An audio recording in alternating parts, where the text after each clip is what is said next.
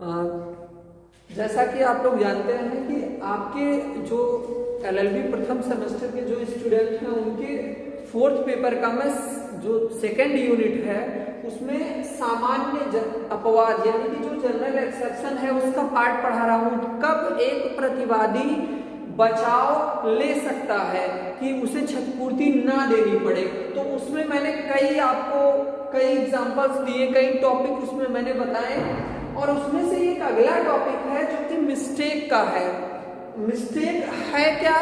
Mistake यानी कि भूल का मतलब एक ऐसी सामान्यतया जब हम किसी बारे में कोई विश्वास करते हैं और वह विश्वास असत्य हो जाती है, तो भूल सीधी सी बात है कि भूल हमारे ज्ञान के मुताबिक सत्य होती है किंतु वास्तव में वह असत्य होती है। यही बात है कि भूल में हमेशा वह व्यक्ति जो भूल ऐसी गलती करता है वो समझता है कि जो वह कर रहा है वही सत्य है और वही उसे उसके प्राधिकार के अंतर्गत प्राप्त है, या और बहुत सारी चीजें होती हैं उसमें। यानी कि मेरा जो कहने का मतलब है जो भूल होती है वो एक अज्ञानतावश किया गया कार्य होता है जिसे वह व्यक्ति जो कर रहा है वो समझता है कि यह मेरे ज्ञान से उचित है किंतु वह उचित नहीं होता है। तो इसमें जो लॉ ऑफ थॉट का वो एक जनरल सिंपल प्रोविजन यही है, फंडा यही है कि जो फैक्ट ऑफ मिस्टेक होती है या लॉ ऑफ मिस्टेक होती है, मिस्टेक ऑफ लॉ और मिस्टेक ऑफ फैक्ट, दोनों चीजें ये हमारे अपकृत्य विधि में कहीं भी कोई भी बचाव प्रतिवादी को नहीं देती है। यानी कि इसका एक ही प्रोविजन है कि जो भूल है उसे अपकृत्य विधि में कोई जगह नहीं दी गई है, किंतु इसका जो जनरल रूल है मैंने बताया कि भूल कोई प्रतिरक्षा नहीं है। यानी कि mistake is not a defence. भाई कोई डिफेंस नहीं है।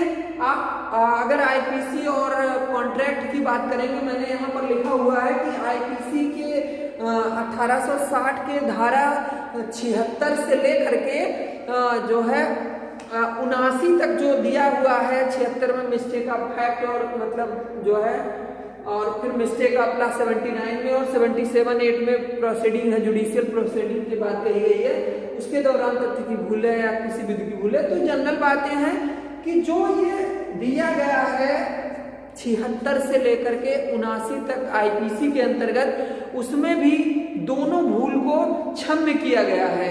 यानी कि मिस्टेक ऑफ लॉ और मिस्टेक ऑफ फैक्ट दोनों को विगत दशाओं में वो वहां दिया गया है कि ऐसी परिस्थितियां जब वो अज्ञानतावश करता है तो क्षम्य हो जाएगा। लेकिन यहाँ पर हमारे अपकृत्य विधि में कहीं कोई क्षम्यता नहीं है।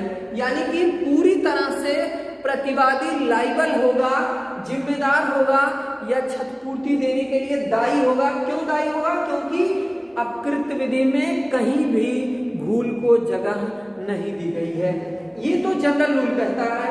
और अब आप थोड़ा सा देखेंगे कॉन्ट्रैक्ट विधि में भी मैंने बताया है कि लॉ ऑफ कॉन्ट्रैक्ट 1872 के सेक्शन 20 में 20, 21 और 22 तीन सेक्शन ऐसे हैं जिसमें भूल के बारे में प्रोविजन दिया गया है।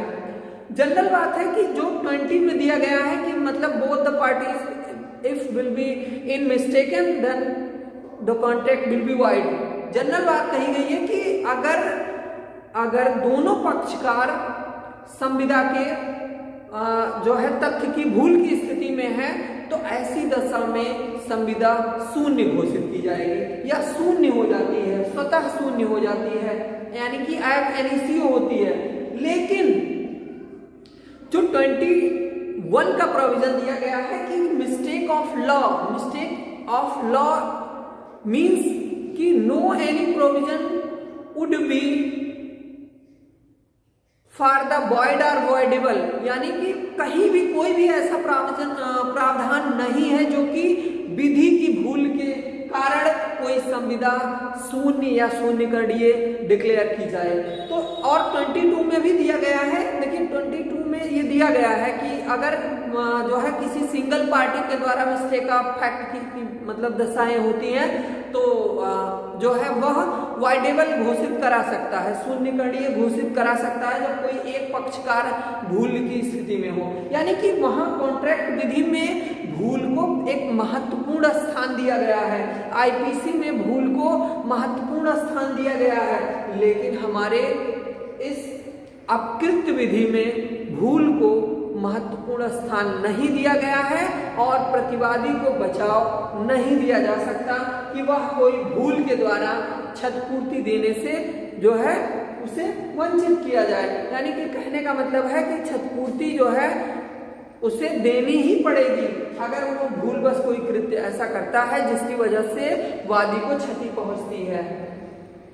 ये कौन कौन सी ऐसी दशाएं हैं, इसके कुछ अपवाद भी हैं, यानी कि कौन सी ऐसी दशाएं हैं जिसमें प्रतिवादी को इस भूल के अपवाद के अंतर्गत उसे क्षतिपूर्ति देने से जो है बचाया जा सकता है, यानी कि प्रतिवादी को क्षतिपूर्ति देने से रोका जा सकता है, यानी कि क्षतिपूर्ति बचाव दिया जा सकता है प्रतिवादी को। वादी को क्षतिपूर्ति देने से वंचित प्रतिवादी कब कर सकता है भूल के द्वारा, जब ये निम्न अपवाद अगर शामिल होते हैं तो। कब उनसे पहला है ईमानदारी पूर्ण कार्य परंतु भूलवश, किसके द्वारा, जब वह प्रतिवादी कोई कृत्य ऐसा कर रहा है जबकि उसे विश्वास है कि उसे ऐसा करने का राइट दिया गया है, किंतु वह कार्य वो भूलवश ऐसा कर रहा है और वह उस कार्य को पूर्ण रूप से ईमानदारी से कर रहा है, यानी कि उसे तनिक भी ज्ञान नहीं है, तनिक भी उसे विश्वास ऐसा नहीं है कि वह कार्य जो है वो गलत कर रहा है, यानी कि वह कार्य वो जानता है कि वो कर रहा है जो उचित कर रहा है और उसे पूर्ण ईमानदारी के साथ कर रहा है। तो ऐसी दशाओं में अगर उससे कोई क्षति हो जाती है तो उसे लाभ दिया जाएगा भूल का। ये दूसरा है विद्वेषपूर्ण अभियोजन में भूल का प्रभाव। मान लीजिए कोई कार्रवाई की गई है विद्वेषपूर्ण अभियोजन के द्वारा और वहां पर कार्रवाई डिपेंड ही है भूल पर, और ऐसी कार्रवाई जो मतलब की गई है बाद में पता चलता है, तथ्यों द्वारा साबित हो जाता है कि जो ये अभियोजन किया गया था वो जो है जो जिन तथ्यों पर आधारित था वो तथ्य ही भूलवश किए गए थे। तो ऐसी दशाओं में भी प्रतिवादी को भूल का बचाव दिया जा सकता है। यानी कि इस अपवाद का जो है ये विद्वेषपूर्ण अभियोजन के मामले में तथ्यों को जो तथ्य हैं उनको वो भूल के अंतर्गत हैं, साबित हो जाने पर वो जो है इस मिस्टेक का फायदा उसे मिल जाएगा, यानी कि प्रतिवादी भूल का आधार लेकर के वो उसे बचाया जा सकता है। अगला है मानहानि के मामले में उचित आलोचना में भूल। मानहानि के मामले में क्या है कि मतलब अगर मान लीजिए कोई ऐसा मामला है जब वो किसी आलोचना से संबंधित है या जो आलोचक है उसका विशेष प्राधिकार है कि वह ऐसी आलोचना कर सके, और आलोचना कैसी होगी, उचित एवं सत्य टिप्पणी पर आधारित होगी। तो ऐसी दशाओं में यदि उस आलोचना और या विशेष प्राधिकार का इस्तेमाल करते हुए वह कुछ अतिरिक्त भूलवश कुछ अन्य आलोचना कर देता है तो ऐसी दशा में उसे ऐसे मानहानि के मामले में बचाव भूल के अंतर्गत दिया जा सकता है। अगला है ईमानदारी पूर्वक कथन किंतु कपट से परे। देखिए यहाँ एक चीज है, यहाँ जानने की जरूरत है कि कपट की कार्रवाई में भूल का दिया गया है, यानी कि अगर कोई कथन हो गया और वो कथन कैसा था, कपटपूर्ण था, लेकिन जो कथन किया गया था वो भूलवश था। तो ऐसी कपटपूर्ण कार्रवाई में अगर ऐसा कोई कथन है जो कि भूलवश किया गया था, यानी कि वह कथन ही उस जो है कार्रवाई का बेस्ड था, यानी कि ग्राउंड उसका जो था वो कथन था जिसकी वजह से कोई कपट साबित हो रहा है और वो साबित हो गया कि वह कथन ही भूलवश दिया गया था। तो ऐसे कार्रवाई में प्रतिवादी को निश्चित तौर पर जो है इसका लाभ दिया जाएगा। यानी कि जो ये चारों जो आपको अपवाद दिए गए हैं, इन्हीं चारों अपवादों के अंतर्गत ही प्रतिवादी को इस भूल के सामान्य अपवाद के अंतर्गत जो भूल का ये बचाव का प्रतिवादी को बचाव के लिए दिया गया एक जो महत्वपूर्ण आधार है वो ये चारों आधारों में से ही किसी एक ग्राउंड पे ही भूल का लाभ वो ले सकता है और तब ही वह प्रतिवादी वादी को क्षतिपूर्ति देने से बच सकता है। अब इसके हम प्रमुख केसेस के बारे में देखेंगे। इसमें जो है प्रमुख 4 मामले मुझे देखने में मिले हैं। बेसिली बनाम क्लार्क का एक पहला मामला आया था 1681 का, बहुत ही इंपॉर्टेंट केस था।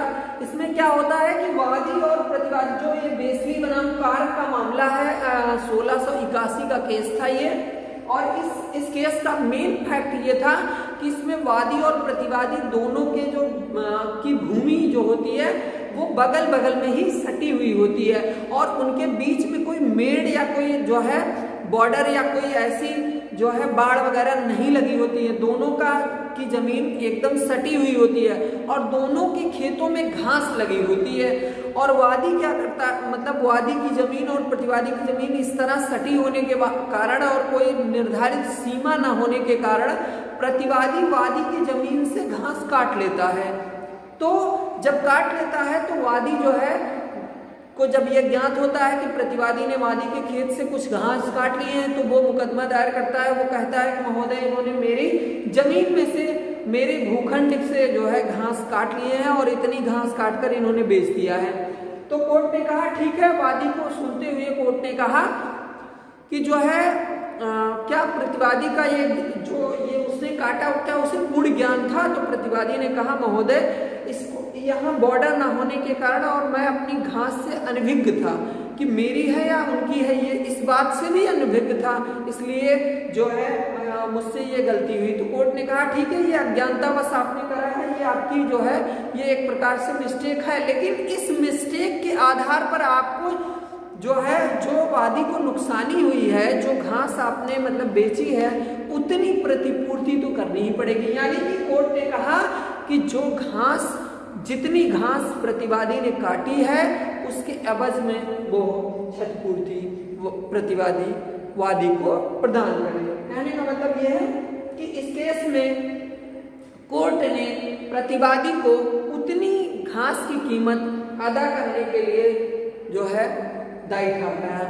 और अगला केस था जो कि कंसोलिडेटेड कंपनी बनाम कर्टिस 1894 का केस था। ये भी बहुत इंपॉर्टेंट केस था। इस केस में क्या था कि एक नीलामकर्ता महोदय थे, वो जो है नीलामी का काम करते थे। उन्होंने जो एक ग्राहक उनका था उसने कुछ माल दे रखा था कि मतलब इस माल को जो है आप नीलाम करके बेच दीजिए और मुझे पैसे वापस कर दीजिएगा। कोर्ट ने अब ऐसी दशाओं में नीलामकर्ता के पास एक और किसी अन्य व्यक्ति का भी माल पड़ा हुआ था। उस नीलामकर्ता को ज्ञात नहीं था कि वह माल किसी और का है। उसने क्या किया कि मतलब उसी ग्राहक के माल के साथ ही उस किसी अन्य व्यक्ति का भी माल उसने उसी के साथ बेच दिया और उसका पैसा भी जो पाया, नीलामकर्ता ने नीलाम के दौरान जो पैसा पाया उसी ग्राहक को दे दिया। जिस ग्राहक का उसने नीलाम करने के लिए जो माल लिया हुआ था उसी को सारा पैसा दे दिया। कोर्ट उसके बाद जब जिसका माल था वो उसको ज्ञात हुआ तो वो आया और उसने मुकदमा दायर किया, महोदय इन्होंने जो है एक ग्राहक के जो दूसरा कोई तीसरा आदमी रहा होगा तो उसके माल के साथ मेरा भी माल बेच दिया और इस वजह से मुझे इतने रुपए की नुकसानी हुई है। मेरा माल बेचने की वजह से इनसे मुझे वो उस माल की क्षतिपूर्ति दिलाई है। कोर्ट ने कहा हाँ ये उचित है, लेकिन क्या इसने ज्ञानवश किया या ज्ञानवश नहीं भी किया तो भूलवश किया, परंतु फिर भी ऐसे मामलों में कोर्ट ने कहा कि हाँ मैं मानता हूं ऐसा कृत्य उसने भूलवश किया। किसने? नीलामकर्ता ने। किंतु नीलामकर्ता को उतना माल की प्रतिपूर्ति या उसके एवज में उतने जो है क्षतिपूर्ति उसे देनी ही होगी जितना कि वादी के माल की कीमत थी। यानी कि कोर्ट ने प्रतिवादी को उसके माल के एवज में, वादी के माल के एवज में क्षतिपूर्ति प्रतिवादी से दिलवाई। अगला है हल्टन एंड कंपनी बनाम जोन्स। बहुत ही इंपॉर्टेंट केस था। हल्टन एंड कंपनी बनाम जोन्स के मामले में ये बहुत इंटरेस्टेड केस था। इसमें क्या होता है कि वादी जो है, वादी एक भेड़िया होता है, वो मतलब गड़रिया होता है और वो उसके पास बहुत सारी भेड़ें होती हैं। तो और प्रतिवादी भी एक गड़रिया होता है, उसके पास भी भेड़ों का बहुत बड़ा झुंड होता है। एक दिन क्या होता है कि प्रतिवादी की भेड़ें और वादी की भेड़ें एक साथ जा रही होती हैं। अचानक वादी जो है अपनी भेड़ों को इसकी भेड़ों के साथ लेकर जाने लगता है, जिसकी वजह से वादी की कुछ भेड़ें भी उसके झुंड में प्रतिवादी के घुस जाती हैं। कहने का मतलब है कि वादी के दुष्प्रेरक ढंग से जो है उसके पास, उसकी भेड़ों के पास से निकालने के कारण वादी की भी कुछ भेड़ें प्रतिवादी की जो भेड़ें थी, भेड़ों का झुंड था, उसमें घुस जाती हैं। और ऐसी दशा में यानी कि एक प्रकार से वह अपनी भेड़ों को मिला करके वो अत्याचार का काम करता है। इस तरह से जो प्रतिवादी होता है उसकी भेड़ें जब वादी की कुछ भेड़ों में मिल जाती हैं तो वो कंफ्यूजन की स्थिति में वादी आ जाता है, और इसकी वजह से वादी की कई भेड़ें उसकी प्रतिवादी की भेड़ों में चली जाती हैं। तो इस वजह से वादी ने प्रतिवादी के ऊपर अत्याचार का मुकदमा दायर किया कि महोदय, इन्होंने मेरी भेड़ों में अपनी भेड़ों, बहुत सारी भेड़ों को शामिल कर दिया, जिसमें मेरे सारी भेड़ें जो है उसी में गुम हो गई। तो कोर्ट ने कहा कि ये तो सही है, और अब उसकी भेड़ों के एवज में उसे जो है हर्जाना दिया जाए या जो भी है, मतलब क्षतिपूर्ति दिलाई जाए, और ये मामला पूर्ण रूप से अत्याचार के अंतर्गत आता है। यानी कि कोर्ट ने प्रतिवादी को दायी ठहराया है क्षतिपूर्ति के लिए। अगला है कैसिडी डेली मिरर न्यूज़पेपर्स बनाम न्यूज़पेपर्स 1929 का केस है। इस केस में कहा गया कि अगर मान लीजिए कोई व्यक्ति है, वो जो है अगर उसका ये आशय नहीं होता है कि वो किसी व्यक्ति की मानहानि कारित करे। ये जो केस है Cassidy versus daily mirror newspaper 1929 का मामला है। ये बहुत ही, ये आपको कई जगह मिलेगा, जो कि आईपीसी के सेक्शन 599 यानी कि मानहानि का सबसे प्रमुख केस है Cassidy versus daily mirror newspapers. ये आपको एविडेंस में भी मिलेगा और कई ऐसे कंपटीशन में ये आपको जो है मिलेगा। तो ऐसे ये बहुत ज़्यादा पूछा जाता है कि डेफामेशन के मामले में ये केस बहुत ही इम्पोर्टेंट है। तो इस मामले में ये कहा गया कि अगर मान लीजिए कोई व्यक्ति किसी व्यक्ति की मानहानि कारित करता है, चाहे वो उसका आशय उस व्यक्ति की मानहानि कारित करने का नहीं भी हो, और उससे उस व्यक्ति की ख्याति में कुछ कमी आ जाती है, कहने का मतलब ख्याति पर उसके प्रभाव पड़ता है या उसकी ख्याति में क्षति पहुंचती है, ख्याति को क्षति पहुंचती है, ऐसी दशा में प्रतिवादी जिम्मेदार होगा। कहने का मतलब यह है कि यदि प्रतिवादी के द्वारा कोई कार्यवादी के पक्ष में या कोई कथनवादी की मानहानि से संबंधित कहा गया है, तो ऐसी दशा में यदि वादी ने यह कृत्य, जो मानहानि का कृत्य उसके मतलब वादी के जो है मानहानि में हुए हैं, प्रतिवादी द्वारा ऐसा कृत्य किया गया है, भले ही वह उसका मानहानि करने का वादी को आशय नहीं था, यानी कि प्रतिवादी नहीं चाहता था कि वह वादी का मानहानि कारित करे, किंतु वह ऐसा करता है तो वादी को अगर उसकी ख्याति में क्षति हुई है, वादी की ख्याति को क्षति पहुंचती है, ऐसी दशा में भले ही प्रतिवादी का मानहानि कारित करने का आशय नहीं था, किंतु ऐसी जो है इंटेंशन होने के बावजूद भी वादी को अगर वादी की ख्याति में क्षति पहुंच रही है, तो ऐसी दशा में प्रतिवादी निश्चित तौर पर क्षतिपूर्ति के लिए जिम्मेदार होगा। इस तरह से आज का जो टॉपिक रहा आपका, वो मैंने आपको सामान्य अपवाद में भूल के जो है प्रमुख जो सामान्य रूल्स हैं इसके, और इसमें कब वादी जो है प्रतिवादी का बचाव पा सकेगा उसके तत्व, और प्रमुख केसेस जो 4 दिए गए हैं उसको बताएं। और इसमें मैंने भारतीय दंड संहिता और भारतीय संविदा विधि दोनों का जो है इसमें जिक्र किया, और इस तरह से आज का ये टॉपिक जो है कंप्लीट होता है। अगले जो है दिन में एक नया टॉपिक जुडिशियल एक्टिविटीज एंड जो है क्वासी जुडिशियल एक्टिविटीज में कब जो है ये सामान्य अपवाद के अंतर्गत एक प्रतिवादी को बचाव दिया जा सकता है, इसके बारे में चर्चा करेंगे। आज के लिए धन्यवाद।